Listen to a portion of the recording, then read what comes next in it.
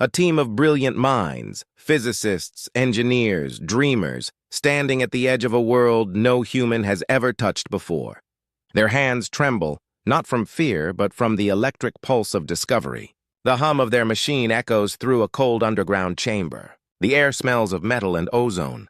They are about to do something humanity has only imagined, defy gravity itself. Not by flying, not by thrust or force, but by bending the very fabric of the Earth's pull. They called it Project Luma. The media never heard of it. The world wasn't ready. And yet, nature was watching. They believed they were creating freedom from weight, from the chains that held us down. But they forgot one thing. Gravity isn't just a force. It's a law written into existence itself. And when humans try to rewrite the laws of existence, the universe answers back. What began as a triumph of human intellect ended in silence, a silence so deep, so absolute, that even sound seemed afraid to return. Tonight, we uncover what happened in that hidden valley in northern Chile, where 7 scientists vanished, and the Earth itself seemed to consume their creation. Their data was erased, their facility buried, their names forgotten, but fragments of their research survived. And those fragments tell a story no one was meant to hear. Because maybe, just maybe, there are some forces in nature that aren't meant to be touched. Maybe gravity is not just a pull downward, but a warning. Welcome to the story of the people who tried to defy Earth's gravity and were destroyed instantly by the very planet they tried to conquer. The year was 2041. Humanity was desperate. The global energy crisis had reached its boiling point. Fossil reserves were exhausted, and nuclear fusion remained a dream locked behind unstable plasma loops. Governments were collapsing, resources vanishing. That's when Dr. Adrian Voss entered the picture, a theoretical physicist from Zurich with a reputation for impossible ideas. He believed gravity wasn't a constant but a variable frequency, a song that could be tuned, manipulated, and harmonized. To most of the scientific world, he was a madman. But to those who had lost hope, he was a prophet. Funding poured in from anonymous investors, and within months, Project Luma was born, a secret laboratory deep beneath the Atacama Desert. The perfect place to hide what humanity should never see.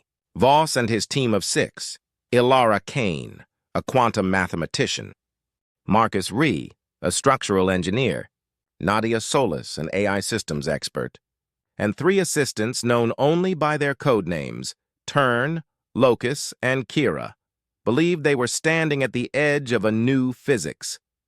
They built a machine called the Singularity Coil.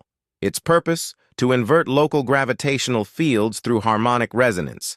In simple terms, it could create a pocket of zero gravity without energy, thrust, or propulsion. It was the holy grail of physics, anti-gravity through resonance. But what they didn't know was that in trying to silence gravity, they were silencing something much older. One of the team members, Ilara, kept a journal. She wrote, "Sometimes when the machine powers up, the Earth hums back. Like it's alive. Like it's angry." That note was later found burned around the edges, buried in a sealed notebook recovered from the site.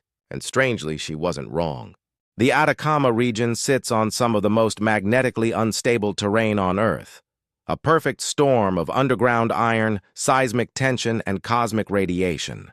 It's also home to ancient petroglyphs, symbols carved into stone thousands of years ago, showing humans floating above the ground, surrounded by lightning. Archaeologists never understood what they meant, but Voss believed those carvings were proof that ancient civilizations had already experimented with gravity, and that nature punished them. He said once, during an internal briefing, "Gravity is the Earth's leash. It keeps us close. But what happens when you try to snap it?" No one answered him then. But nature did, soon enough. On June 17, 2042, Project Luma was ready for its first full-scale test. The underground chamber was silent except for the rhythmic pulse of the coil. Ilara stood by the console, her fingers hovering over the activation command. Marcus was pacing. Nadia monitored the pressure stabilizers.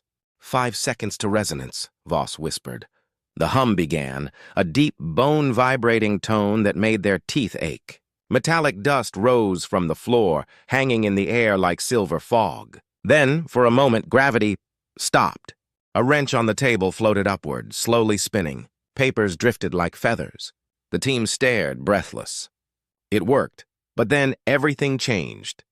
The hum deepened, dropping an octave lower than human ears could bear. Lights flickered. The floor began to shiver. Nadia screamed that the readings were off the charts. "Shut it down!" Marcus shouted. But Voss didn't. His eyes were fixed on the floating wrench. He whispered, "We've done it. We've—" And then the entire chamber folded inward like space itself was collapsing. Cameras captured a distortion, an invisible wave rippling through air like heat over sand. Objects bent, twisted, and snapped in slow motion. The coil emitted a sound so low it felt like a heartbeat inside the earth. And then silence. For 12 seconds, no one moved. Then the lights flickered back. The wrench clattered to the floor. It seemed over. But something wasn't right. Every metal surface had warped slightly, as if it had been stretched by invisible hands. That night, Ilara heard something outside the facility, a low groan from the desert. She described it in her journal. It sounded like the earth exhaling. Like something deep below us had just woken up. 3 days later, seismic activity spiked across the region. No tectonic movement, no volcanic cause, just pure resonance. And at exactly 3:42 a.m., the coil powered itself back on, even though it was completely disconnected. The energy readings came from the ground itself. They had awakened something old, something woven into the bones of the planet. And now it was calling back, June 23, 2042. A local Chilean monitoring station reported a magnetic anomaly forming beneath the desert. The radius, 12 kilometers. Inside the Luma facility, panic had become silence. Voss stopped eating. He spent hours standing before the coil, mumbling equations to himself. Ilara recorded her final log that night. She said, "He doesn't want to shut it down. He thinks nature is communicating with us. But I think it's warning us. The hum isn't just vibration, it's words." Hours later, surveillance cameras caught the final event. The coil activated itself one last time. The resonance built faster than ever before. Earthquakes erupted across the desert. The walls began to curve like liquid. Voss stepped toward the machine, arms open wide, whispering, "Let it rise!" And then, the entire chamber imploded. What followed lasted only 0.7 seconds.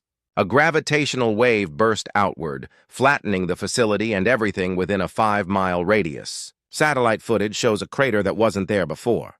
Inside that crater, metal fused into glass, sand turned into mirror. But what's terrifying is what was found later. Deep in the crater's center lay the remains of the coil, perfectly intact, floating 1 inch above the ground. No power source. No magnetic field. Just suspended. Scientists who investigated months later said the local gravity field there had become inverted, meaning objects heavier than air refused to fall, as if Earth itself was rejecting them. Project Luma was erased from every database. Families were told it was a geothermal collapse, but rumors spread. Villagers near the Atacama said that on quiet nights they still hear the hum, a low, resonant pulse rising from beneath the sand. A journalist who visited the site in 2045 described his compass spinning violently before shattering in his hand. He said, "The air feels thick there, like the sky wants to fall but can't." The site was sealed, but satellites still detect periodic distortions, tiny pulses of gravity anomalies spreading across the region. Some physicists believe it's a feedback loop, the planet healing itself after the rupture. Others whisper something darker, that nature created a memory there, a permanent scar to warn anyone who dares to try again. In the end, Project Luma wasn't destroyed by failure. It was destroyed by success. They achieved what no one thought possible. They broke gravity. But they didn't realize gravity wasn't just a pull. It was the Earth's heartbeat.